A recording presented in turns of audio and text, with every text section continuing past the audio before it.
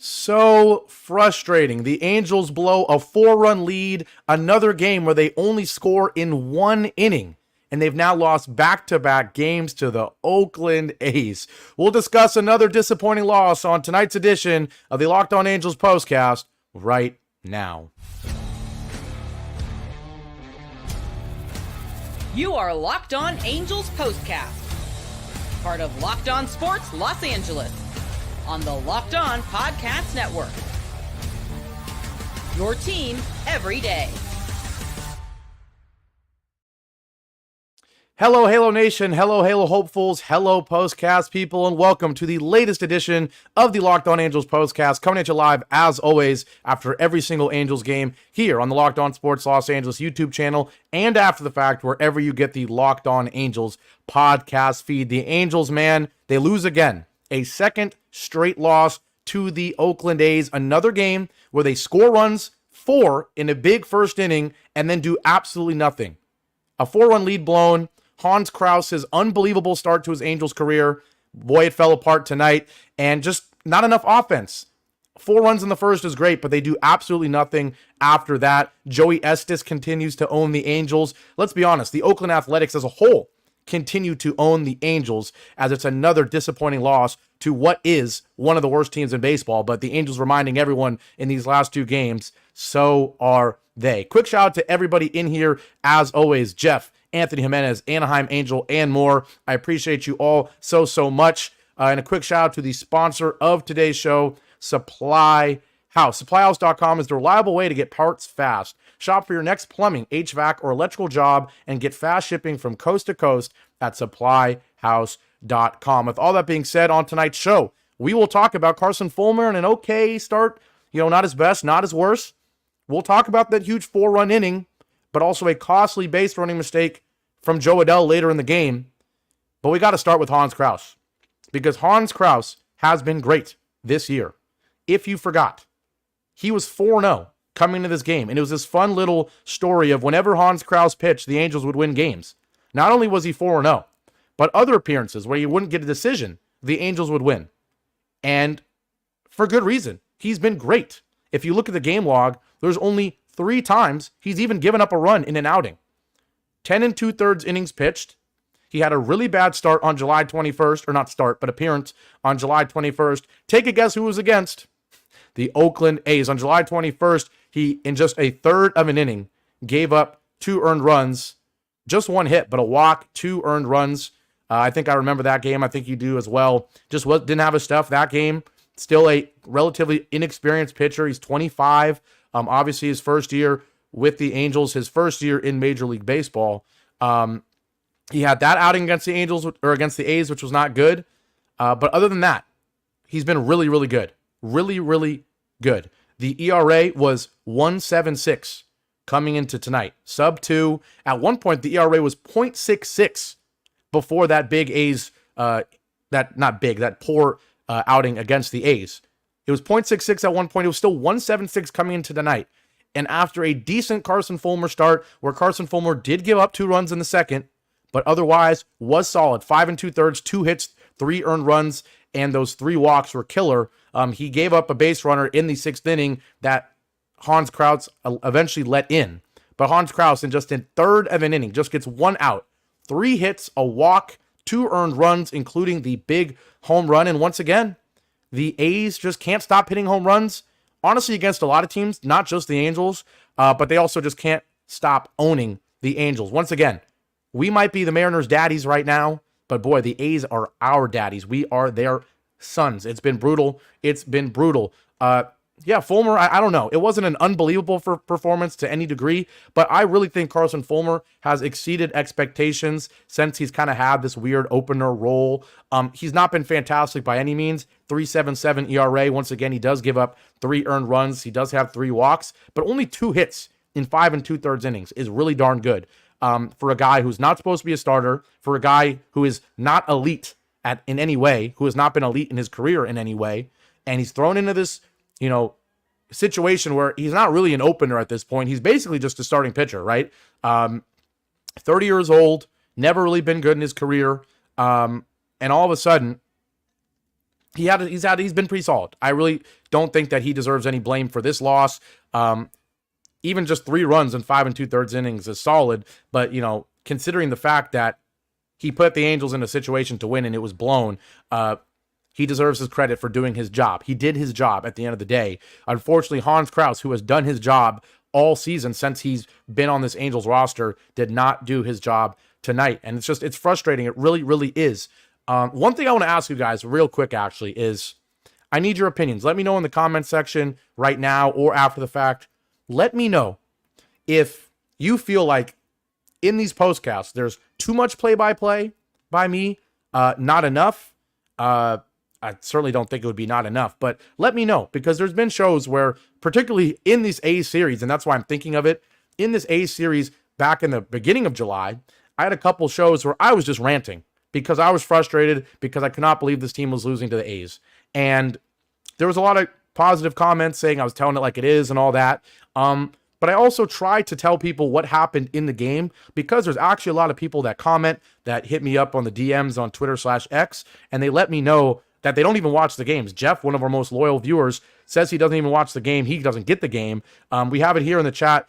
Anthony Jimenez says, if you missed the first inning, you missed everything. And then Anaheim Angel, another loyal viewer, says, I watched everything but the first. So, I read those comments, and part of me thinks, okay, I need to tell you guys what happened in case you missed it. But at the same time, I don't know if you guys want a breakdown of every pitch, of every, at-bat. I try to balance it with key at-bats and everything, but let me know. Long story short, let me know how much play-by-play, rundown, recap you want from me, and how much you want these to be sort of just more my opinion. Because let's be honest, the deadline's approaching.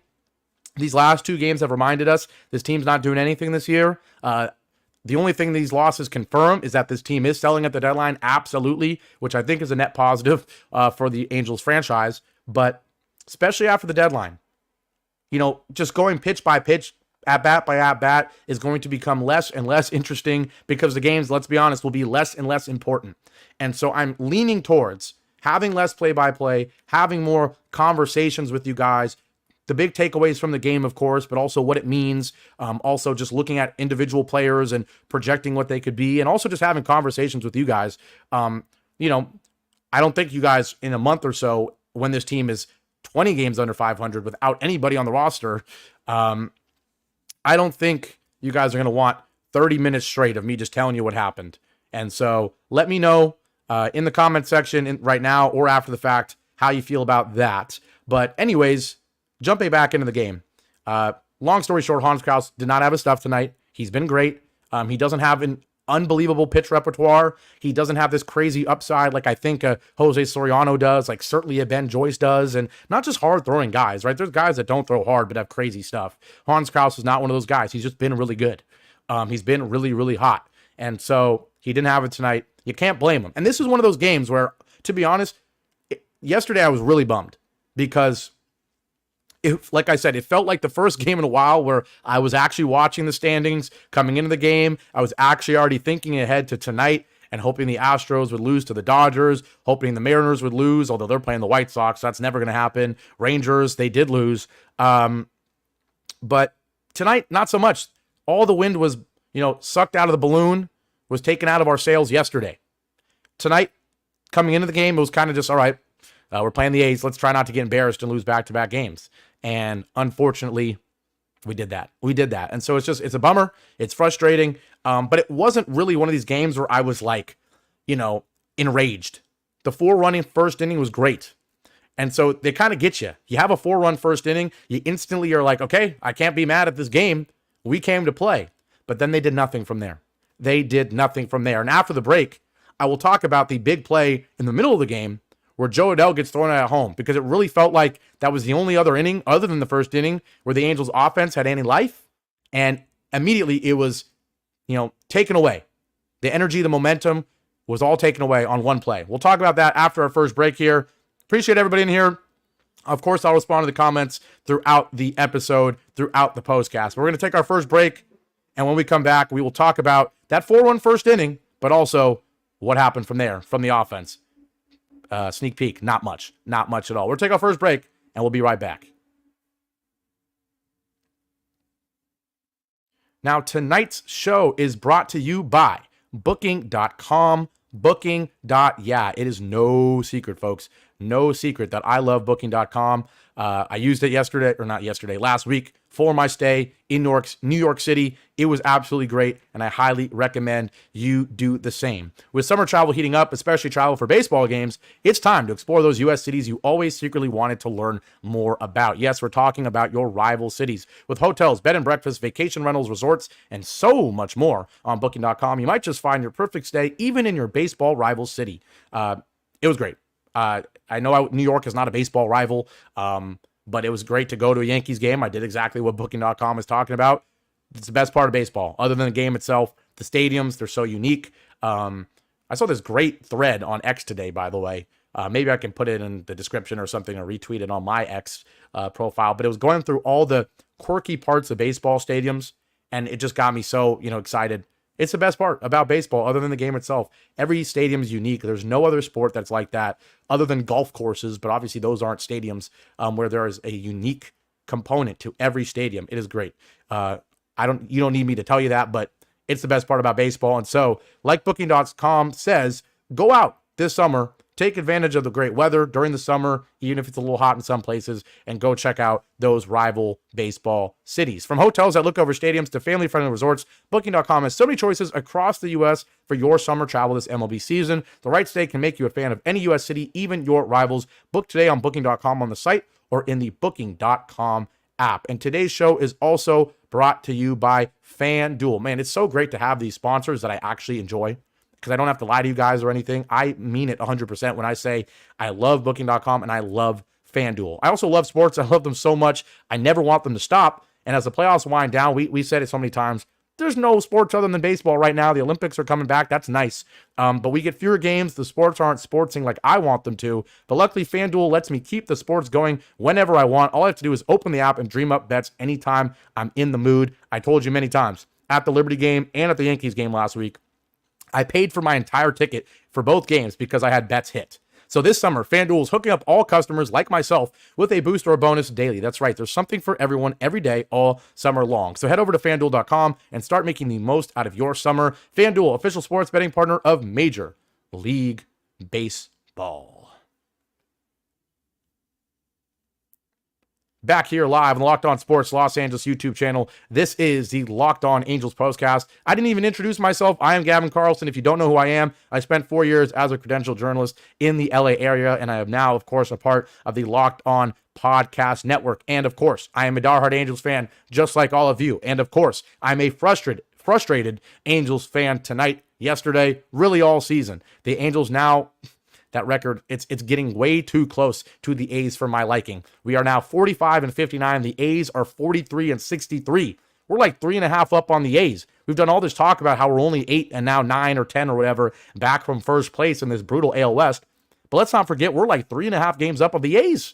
The A's that don't even have a real stadium next year, I think even the year after, that aren't even going to have a city attached to them next year. And we're barely ahead of them. I am finally back to saying... Not finally back, but I am back after a quick 2 or 3 day hiatus from my state of not looking at the standings. I'm back to saying, don't look at the standings ever again. Don't look at them ever again. The Astros, of course, the one time I'm rooting for the Dodgers and the Dodgers don't come through. They don't beat the Astros.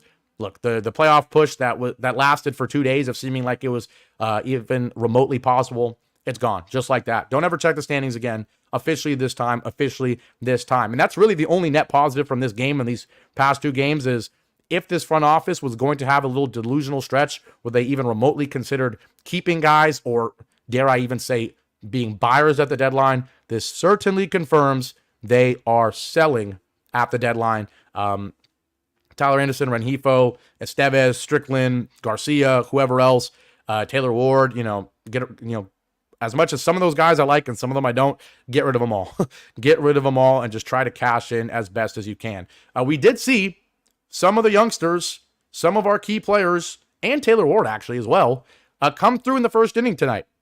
A 4-run first inning that included a Luis Rengifo 1-out single and stolen base to get things really started, and then a Taylor Ward who has suddenly forgot how to play baseball in the last 2 months, respond with a 3-1, a great at-bat. You take 3 balls, you get ahead 3-1 in the count, and then on 3-1, Blackburn makes it really easy for him. Fastball right down the middle, just 92-mile-an-hour fastball right down the middle. And as any professional baseball player should do, he takes advantage, Taylor Ward, and he hits a ball pretty darn well, 415 feet to give the Angels an early 2-0 lead. But they were not done. They were not done after a Brandon Drury ground out. You get at least one of those every game. Logan O'Hoppe gets a single on a hard ground ball down the left side. And then Nolan Schanuel, who we hear so much talk about not having enough power. Look, sometimes a first baseman doesn't need to have a lot of power. All right, I know Freddie Freeman is an all-world hitter, and I know he certainly hits plenty of home runs. But it's no secret that he is primarily a guy who is so talented because he sprays the ball all around, because you can't strike him out. Not because he hits towering balls to right field like the Ryan Howards of the world at first base yesterday used to do. It's because he's just a great hitter all around. And when you're a great hitter, of course, that's going to include home runs. And that's what Nolan Schanuel, that's what we're hoping he projects to be. Not a big first baseman that's going to hit 210 but hit 50 home runs. I'll take a first baseman who's going to hit 280, 290 at his peak, maybe even have 300 average seasons and, hit 20 home runs. Nolan Schanuel has 10 home runs now. Before the trade deadline, just after the All-Star break, he could certainly has a chance to get to 20. He had such a bad stretch to start this year. He's been a lot better. An interesting thing here with Rendon and Rengifo back in the lineup together for the first time in a while. Schanuel gets dropped all the way to 5th. I don't know how I feel about it. And it's just one more reason why Taylor Ward needs to be gone. Another reason why Brandon Drury, if we could get anything for him, would be nice to trade away. Because when Trout comes back, because it's looking like a when and not an if, thank goodness, I don't want to see Nolan Schanuel hitting 5th. I don't. I want to see him hitting 1st or 2nd. I just think he needs as many at-bats as possible to show that he can be a guy, because he's not a guy who's ever going to be hitting cleanup. He's a guy who, even despite not having a lot of speed, you would like to see hitting 2nd. Maybe if the power gets better, 3rd. But not a guy who's hitting 4th or 5th and trying to, hit balls into the gap to clear the bases or grand slams or anything like that. Get him hitting 2nd or 3rd at the latest, and let him get on base, let him spray the ball around. Tonight, he shows the power. And it's ironic, it's when he's in the 5th spot where you kind of expect a guy to be more of a power hitter than a contact hitter. But the moral of the story is Schanuel needs at-bats because he's getting better this year. We know he was good last year. We know he hasn't been as great. The average is 246, though. It was 210 at one point. And unlike the Brandon Drurys and the Taylor Wards of the world, he's getting better as the season's going on, and he will only get better and better as his career goes on. 410 feet, he gets ahead 2-0, and then he gets a cutter right down the middle.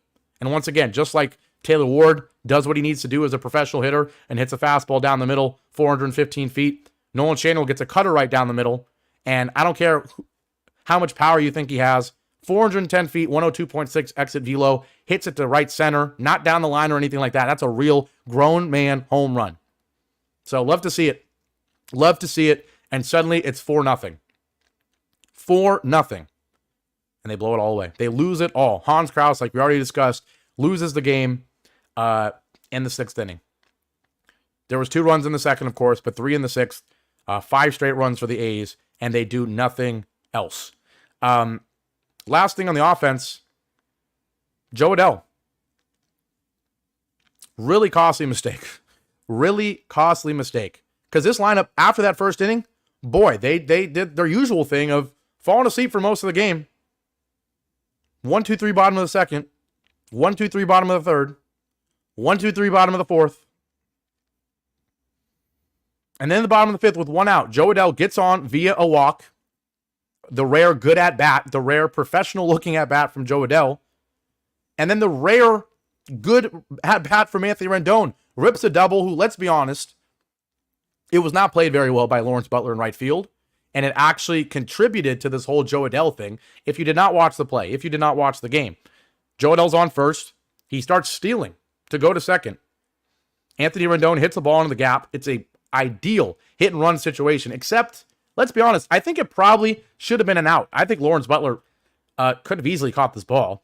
He kind of underruns it, undercuts it, then it's over his head. He leaps and misses it. Adell had to wait at 2nd to make sure the ball was going to get down, so he loses all his momentum. And yet, I mean, the actual broadcast, depending on which broadcast you watched, it showed Adell looking quite slow, rounding third.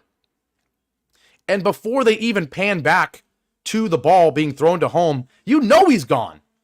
You know he's out. He lost all momentum at second base, waiting to make sure the ball was going to get down, which is the right thing. Of course, you got to make sure the ball gets down. But once you do, you know your momentum's not there. And I don't care if you're an athletic guy, you can't go from 0 to 100 that quickly. And the momentum was not there rounding third. He looked like he was going to get thrown out if the throw was half decent. It was half decent. And the catcher had the ball before Adell even made his dive attempt. Before he even started diving, the catcher already had the ball. He was gone by a mile. As KC24J correctly puts in the chat, third base coach sent him, that was dumb. I'll put it up so you can see it just because you deserve your credit for saying it. Absolutely. It was dumb. It really was dumb. And so I don't think, as much as Jo Adell has had really bad base running mistakes, like a Luis Rengifo, like other people, I don't know if this one is fully on him because he gets sent home. He obviously has to wait for the ball to land. He obviously runs as hard as he can. And the moral of the story is just a really bad decision to send him home. It really was. And it really sucked the life out of this offense that was already lifeless after the first inning. Like I said, second, third, and fourth innings. 1, 2, 3, 1, 2, 3, 1, 2, 3. Finally, you have an extra base hit in the fifth with a speedy runner on. And so you understand to some degree why you're being aggressive. This team has so many innings, so many games where they look lifeless for multiple innings in a row. So can you really blame the third base coach to some degree for saying, screw it, I got to send him home, man. This is like the best chance we're going to get. And who knows with how this team is going, even though Rengifo's up next, and it's probably the perfect guy you want up with a runner on second and third with Rendon and Adell, it would have been second and third with one out. So that contributes to it being a really bad decision by the third base coach. But I just want to be devil's advocate and say, to some degree, you can understand why these are humans at the end of the day. And the third base coach knows that this team was asleep inning second, 3, and 4, second, third, and fourth, and will probably be asleep inning 6, 7, 8, 9. So he sends him home. And it's a really bad decision. He gets thrown out by a mile. And once again, from there, no life. No life. Bottom of the sixth, there's a little bit. Joey Estes comes in. We know he's owned the Angels through a freaking complete game shutout against us. There was a little bit of chaos in the sixth inning. Logan O'Hoppe with a 2-out single. The wild pitch gets him to second. Then it's first and second after the Shane will walk. But Neto doesn't come through. But then bottom of the seventh, 1, 2, 3. Bottom of the eighth, not enough. Leadoff walk from Luis Rengifo, but 2 flyouts, a single from O'Hoppe, but then a Shane will strikeout. And then the ninth, not good enough. Just 1 hit from Mickey Moniak, a little blooper to left field. So at the end of the day, the Angels really lost a lot of momentum just because they always do. But then right when they had a chance to score a run to, make it 5 runs, which would have ended up being enough to send this game in extra innings, Adell and the third base coach make really bad decisions, and he gets thrown at home by a mile. We're going to take our last break here on the postcast. When we come back, we'll just talk to you guys. Let's be honest. I just want, we're already at 24 minutes. We already broke down basically the whole game. I'll read the comments. I'll let you know how I'm feeling as we head into game 3 against the A's, tomorrow, and we'll wrap this thing up. So I'll take my last break here. I'll read all your comments because there are a lot, and I appreciate all of you for leaving them. I appreciate you all so much. So I will get to those right after this last break here on the Locked On Angels Postcast. Now, finally, once again, today's show is brought to you by Supply House. Get supplies from the site that's made for the skilled trades, supplyhouse.com. Supply House is the reliable, oh so reliable way to order plumbing, HVAC, and electrical products online. Their easy-to-use website is packed with helpful resources and the latest product info to help you get the job done right. Shop a complete inventory of over 200,000 parts from over 400 top brands and get your order delivered right to your door with fast shipping from coast to coast. Need help with an order? Get expert support and industry-leading service from the friendliest folks in the business and talk to a real person every time. Pros in the skilled trades can get a competitive edge by joining SupplyHouse.com's free Trade Master program. Every Trade Master gets access to a dedicated phone line, free shipping, and discounts on every order. So join the thousands of trade pros already benefiting from their free membership at SupplyHouse.com/TM and order plumbing, HVAC, and electrical supplies from anywhere with just a few clicks at SupplyHouse.com. Back here live on the Locked On Sports Los Angeles YouTube channel. This is the Locked On Angels Postcast. I am Gavin Carlson. If you can tell on the camera here, a sweaty Gavin Carlson. It's hot in LA. It is. And I'm in an apartment that does not have AC. I have fans, but for you guys, I don't have them running during the show. I don't want it to get into the microphone, mess up the sound quality at all. But as a result, I sweat, man. And you know who was sweating in this one? Not me, to be honest, watching this game. I knew kind of after that Jo Adell out that this game was over. And I know it sounds crazy to say, and I'm honest with you guys. I don't want you to think I'm lying and just saying this because I want to prove a point. Once Adell got out there, I had a feeling the Angels were going to lose this game. I honestly thought the A's were going to score a few more runs, to be honest. And they did. And I thought they were going to score a lot more, to be honest. I thought it was going to be like an 8-4 final after that Adell issue, after giving up more runs. Once Hans Crouse, who's been kind of the Angels' best story of the year, once he struggles in the 6th inning, right after that Jo Adell base running error, you're like, here we go. The wheels are going to fall off. From there, the rest of the bullpen does well. And you got to give them their credit. Quijada now, back-to-back appearances after that long hiatus. And he's looked pretty darn good.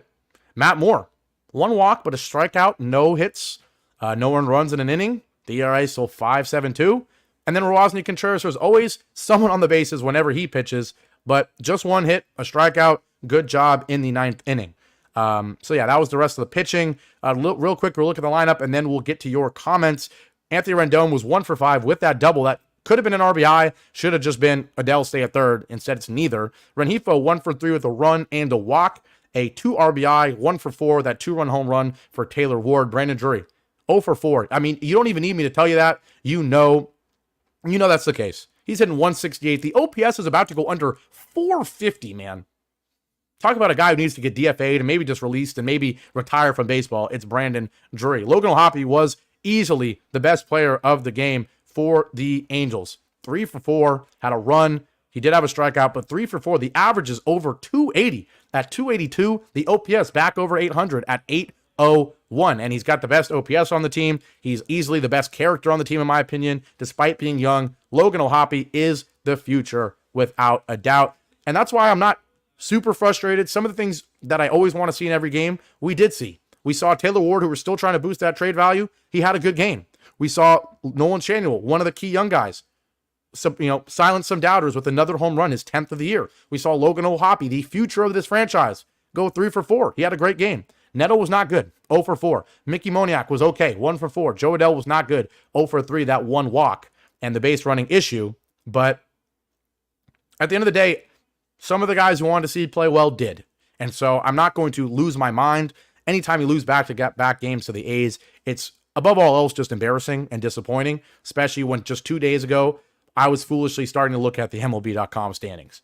But at the end of the day, not a game to, want to punch walls over in the grand scheme of things, because some guys that you want to play well played well. With all that being said, we'll jump into the comments because there are plenty. Jeff, as always, checking in from work. Appreciate that. We already talked about Anthony Jimenez, saying that if you missed the first inning, you missed everything. Yes, that's the case. Other than that Jo Adell base running issue. KC24J says, gosh, what's with the A's, man? Tough loss again. Got to get the next 2. Yeah, you got to get the next 2 just because. I think the important thing with the next 2 is I want the guys that are going to get traded. We have a Tyler Anderson start tomorrow. We'll probably see Estevez tomorrow if the game is close. Hopefully Taylor Ward can hit again like he did tonight. Those trade values need to be boosted in these last couple of games before the deadline. Yeah, one that's some positivity. Anthony Jimenez says those classic looking throwback uniforms, they are great, man. They are great. I know we're in this era right now of kind of vintage stuff being back in style. I'm certainly a part of it. I love the big graphic hats now and the big graphic t-shirts and oversized t-shirts and the retro looking minimalist to some degree logos, but then the really extravagant, kind of crazy, flashy 80s, 90s style logos all coming back in style. I'm a big fan of all of it, and those throwback unis are certainly fire. Anaheim Angel was responding to my point earlier in the postcast about what type of show you want to get. He says, "You are good, Gavin. Sometimes we need a rant, and this team gives us a lot of reasons to do so." Yeah, absolutely they do. And so, yeah, I'm going to try not to make it pitch by pitch type of recap, but also not too ranty. Find the right happy medium like I hopefully did tonight.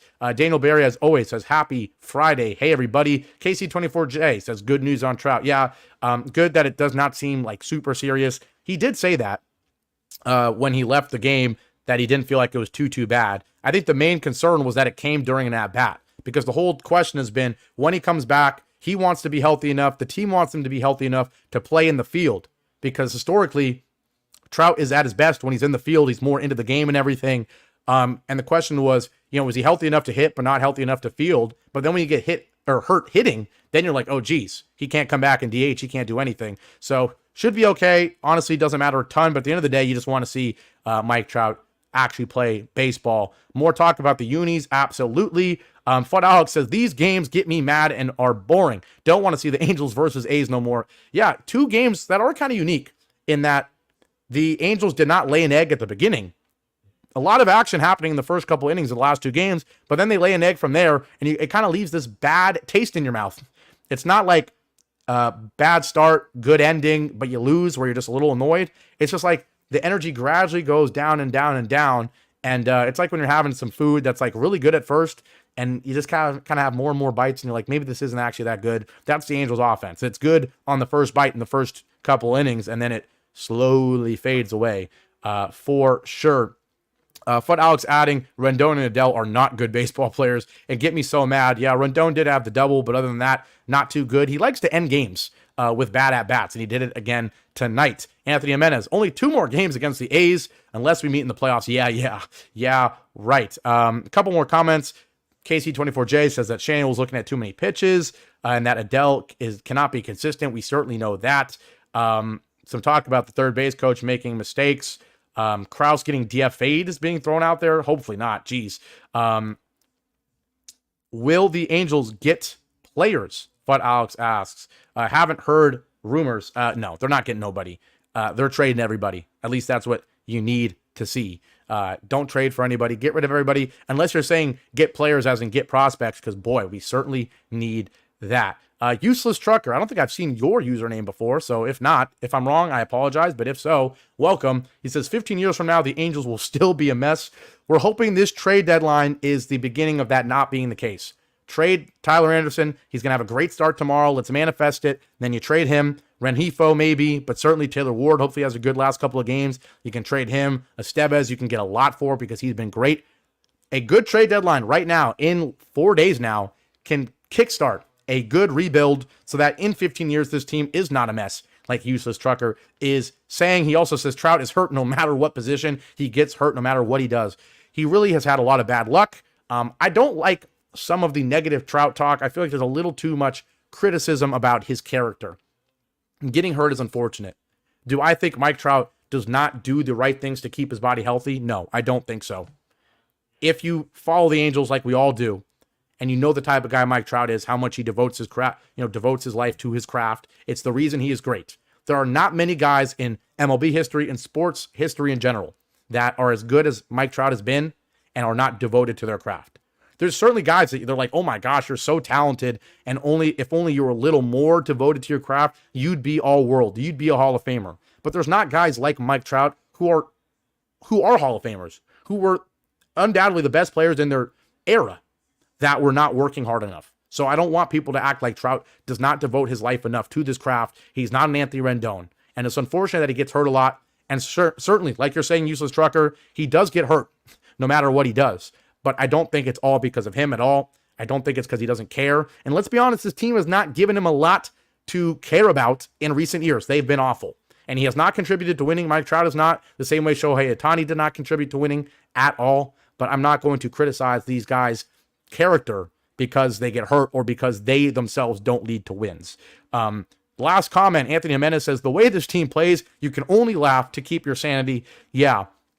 The one thing I will say, and we'll leave with this, there has not been as much Angels foolishness. That's what was really annoying me about a month or two ago, is that not only were we losing games, but there was 3 errors in a game. There's Taylor Ward not knowing how to field balls in the outfield and making lollipop throws into the infield. There's Jo Adell getting thrown out on the bases 2 or 3 times in the game. He did get thrown out at home today, but that was just a bad coaching decision.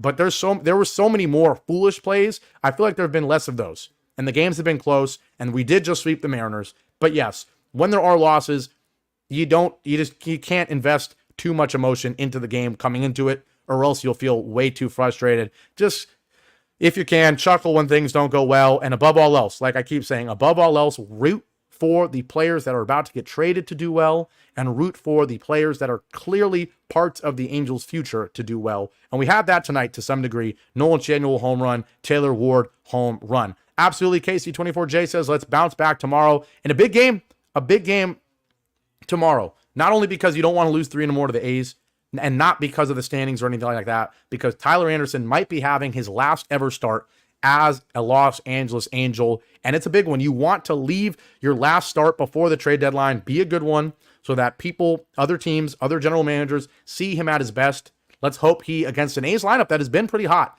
let's hope he has a great game so we can get the most value for him. But with all that being said, thank you so much to everybody in here. There's been really great crowds as of late. I know it's certainly, the ebbs and flows of the postcast so far. Certainly how the Angels are doing contributes to the amount of support and viewers and comments and all of that. But also, I got to give it up to you guys. The consistent guys coming back in this postcast, in this chat, in the comments every single day. I appreciate you guys more than you can imagine. The Anthony Jimenez's, the KC24J's, the Fudd Alex's, the Daniel Berry's. I appreciate you guys a lot. Jeff, of course, and even Anaheim Angel as well, even Useless Trucker today. You guys are what get me excited to do this show every night, even though there's a below 50% chance that the Angels are going to win and are going to make it a fun postcast because of the product on the field. But you guys make it a fun postcast because of the product I'm giving you and because of the way you're receiving it. So shout out to you guys. Appreciate you all so much. As I said in the last few postcasts, please leave a like. It helps more than you could ever imagine. Spread this show to more people. We've had a decent amount of views the last couple of postcasts because you guys heard my pleas for likes and you've been responding. So leave a like. More people will see it, which means more people in the comment section, more things to respond to. And I will always be here for you guys to respond to your comments and to keep the conversation going. So with all that being said, Angels lose again, another disappointing loss where you have a big inning, but you do absolutely nothing other than that. The rare poor performance from Hans Crouse, and just not enough to beat an A's team that's really owned the Angels as of late. So I'm Gavin Carlson.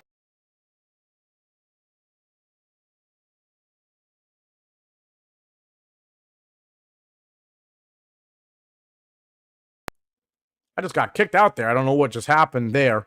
But I appreciate you guys so much. The software didn't even want to let me get off a nice thank you. But I will get it off right now. Thank you so much. I appreciate you all so much. I'll be back tomorrow. Hopefully if it's after an Angels win and a great Tyler Anderson start. Let's manifest it, folks. Let's manifest it. I'm Gavin Carlson. Love you guys so much. Have a great Friday night. Enjoy the weekend. Take care, everybody. Goodbye.